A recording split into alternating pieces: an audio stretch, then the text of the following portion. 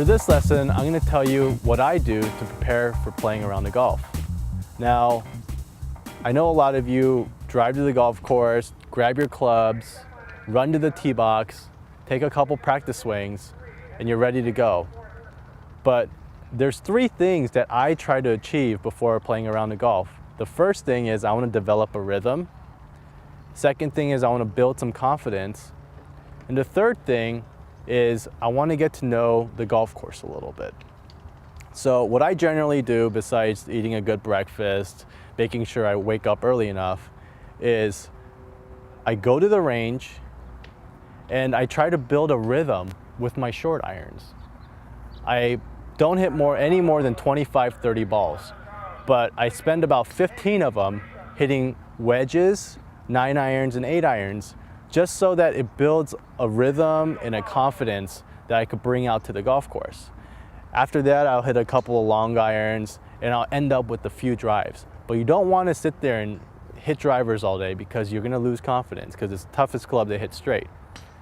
After that, the next thing I do is I go to the putting green. The putting green is probably the most important thing in your entire preparation because that's going to give you an indication of what the speed of the greens are like, how the grass is mowed. These are all important things that you can take out to the golf course. This is knowledge that's very important.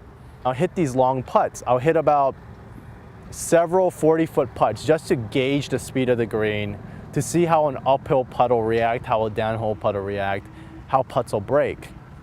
And then I'll end up hitting a lot of short putts because this gives me the confidence and it puts me in a good rhythm of seeing the ball go in the hole and just giving me the confidence that I could bring out to the golf course.